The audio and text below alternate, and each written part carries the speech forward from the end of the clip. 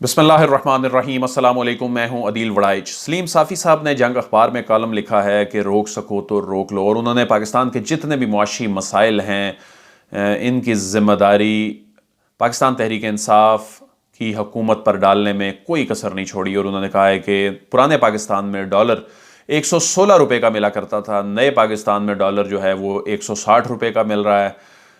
تو پاکستانی روپیہ کہہ رہا ہے کہ میرے زوال کو روک سکتے ہو تو روک لو۔ انہوں نے کہا کہ غریب دہائیاں دے رہا ہے کہ امیر جو ہے وہ ان کی پالیسیاں بنا رہے ہیں، اور غریب کہہ رہا ہے کہ مہنگائی کو روک سکو تو روک لو، مگر ان کی سننے والا کوئی نہیں ہے۔ سلیم صافی نے کہا ہے کہ جی پاکستان کو ترقی میں عمران خان نے افغانستان سے بھی پیچھے دھکیل دیا ہے، پاکستان کا جی ڈی پی کی گرتی ہوئی جو شرح ہے یہ کہہ رہی ہے روک سکو تو روک لو۔ اور انہوں نے کہا کہ کہا جا رہا تھا کہ عمران خان جب حکومت میں آئیں گے تو آئی ایم ایف کے منہ پر قرضہ دے ماریں گے، لیکن انہوں نے آنے کے بعد پھر آئی ایم ایف کا دروازہ کھٹکھٹایا اور آئی ایم ایف کے لوگوں کو ہی اپنی معاشی ٹیم میں شامل کر لیا۔ تو انہوں نے کافی تنقید کی ہے۔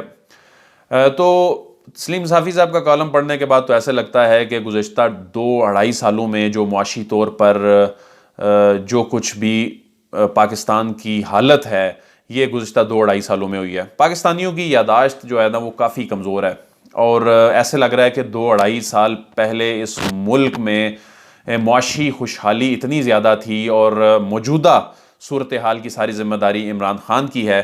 تو ثاقب شیرانی صاحب جو کہ ممتاز معاشی امور کے جو تجزیہ کار بھی ہیں، کالم نگار بھی ہیں، ڈان اخبار میں انہوں نے ایک آرٹیکل لکھا ہے اور پاکستانیوں کو ایک یاد دہانی کرائی ہے کہ کس طرح پاکستان مسلم لیگ نون کی معاشی ٹیم نے پاکستانی معیشت کو تباہی کے دہانے پر لا کھڑا کیا، پاکستان کو معاشی کھنڈر بنا کر موجودہ حکومت کے حوالے کیا۔ انہوں نے کہا کہ لوگ بھول گئے ہیں، لیکن یہ جو سارا ملبہ پاکستان تحریک انصاف پہ ڈالا جا رہا ہے اس کی ذمہ دار پاکستان مسلم لیگ نون ہے۔ اور انہوں نے اپنے کالم کا آغاز یہ کیا کہ موجودہ حکومت کو جو تنقید کا نشانہ بنایا جا رہا ہے، ستم ظریفی یہ ہے کہ سب سے زیادہ تنقید کا نشانہ نون لیگ بنا رہی ہے، اور جو موجودہ معاشی صورتحال اور قرضوں میں جکڑا ہوا ملک ہے اس کی ساری ذمہ داری انہوں نے اسحاق ڈار اور نون لیگ کی جو معاشی ٹیم ہے اس پر ڈالی ہے۔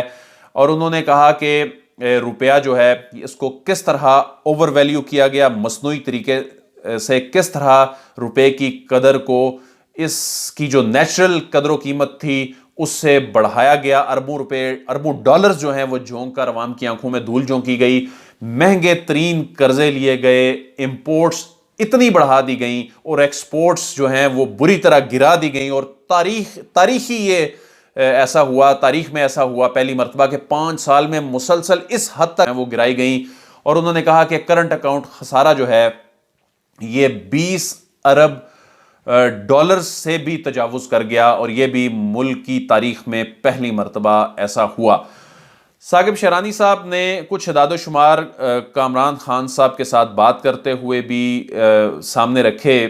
یہ بہت ہی خوفناک اعداد و شمار تھے، شاید اس وقت ہماری توجہ نہیں تھی یا ہم بھول چکے ہیں کہ اس وقت یہ صورتحال تھی کہ 20 ارب ڈالرز کا جو تجارتی خسارہ تھا، 8 ارب ڈالرز تک کی ہم نے بیرونی ادائیگیاں کرنی تھیں، یوں کل ملا کے یہ 28 ارب ڈالرز کا امپیکٹ آیا تھا۔ اچھا، پاکستان کو اب اس کے لیے لینا تھا قرضہ، لیکن اس میں مسئلہ یہ تھا کہ قرضہ بھی پاکستان 6 ارب ڈالرز تک میکسیمم ایک سال میں لے سکتا تھا۔ اب باقی 22 ارب ڈالرز کی ادائیگیاں پاکستان نے کیسے کرنی تھیں؟ تو ثاقب شیرانی صاحب کہتے ہیں کہ زر مبادلہ کے ذخائر گھرا کر یہ ادائیگیاں کی گئیں، اور پاکستان جو ہے اس کو معاشی طور پر تباہی کے دہانے پہ لا کر کھڑا کرنے میں انہوں نے کوئی کسر نہیں چھوڑی نون لیگ کی حکومت نے۔ اچھا جی، اب ڈالر جو تھا اس کو مصنوعی طریقے سے جو 106 روپے پہ 2013 سے 17 کے درمیان جو رکھا گیا اس کا کیا خمیازہ بھگتنا پڑا۔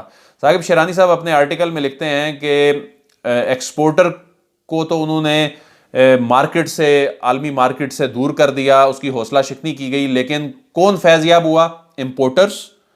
کون فیض یاب ہوا؟ جو ریئل اسٹیٹ اسپیکولیٹرز۔ کون فیض یاب ہوا اس سے؟ جو کہ اسٹاک مارکیٹ کے انویسٹرز تھے۔ اور ڈسٹریبیوٹرز تھے، یہ لوگ فائدہ اٹھا رہے تھے۔ اچھا، فائدہ کیسے اٹھا رہے تھے؟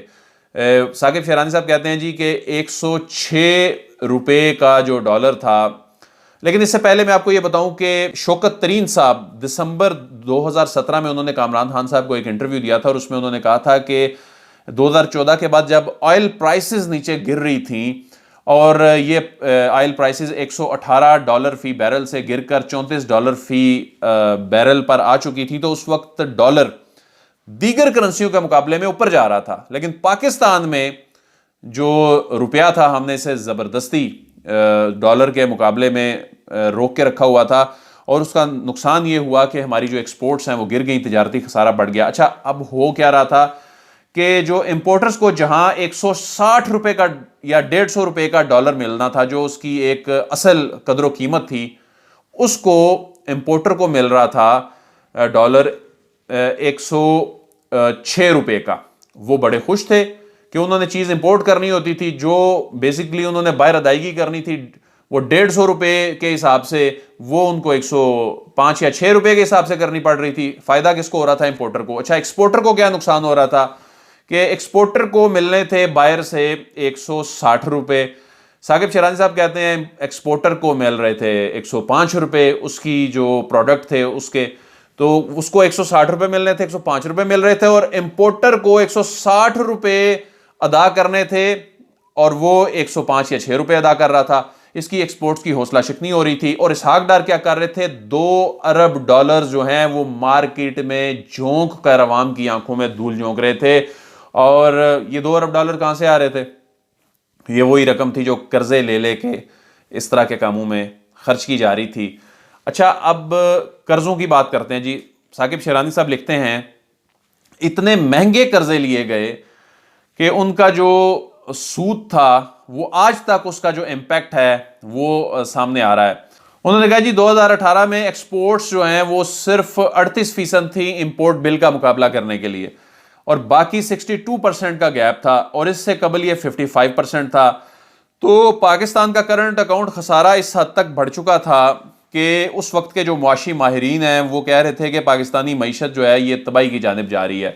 اور اس وقت ڈاکٹر اشفاق حسن نے ایک انٹرویو میں کہا تھا کہ اس وقت بیلنس آف پیمنٹ کی ایمرجنسی نافذ کرنے کی ضرورت ہے۔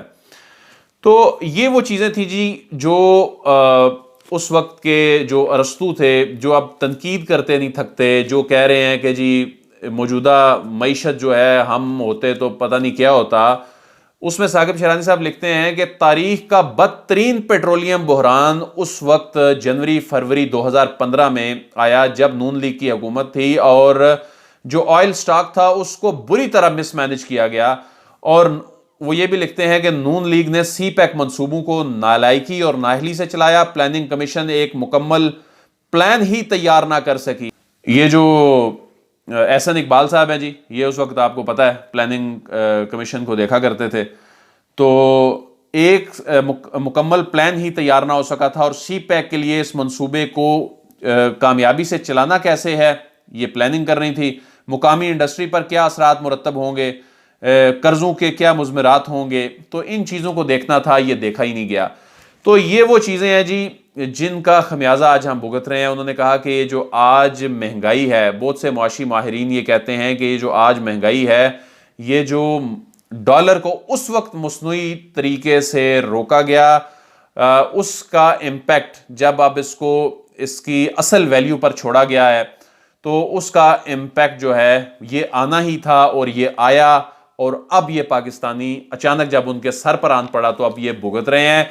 پاکستان کی ایکسپورٹس جو ہیں وہ 5% تک گر گئیں۔ اب پاکستان کی ایکسپورٹ جو ہیں وہ آپ کے سامنے آئے روز آپ کے سامنے فگرز آتے رہتے ہیں کہ کس طرح بڑھ رہی ہیں، پاکستان کی انڈسٹریز جو ہیں ریوائیو ہو رہی ہیں، بحال ہو رہی ہیں۔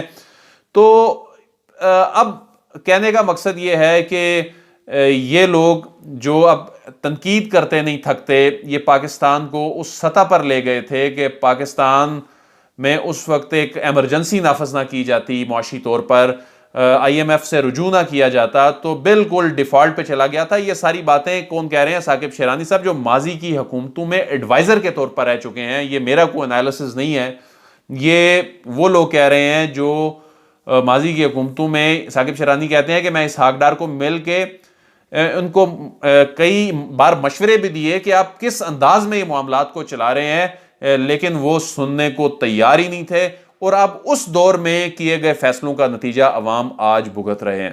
عدیل وڑائچ کو اجازت دیجیے، آپ سے پھر ملاقات ہوگی، اللہ حافظ۔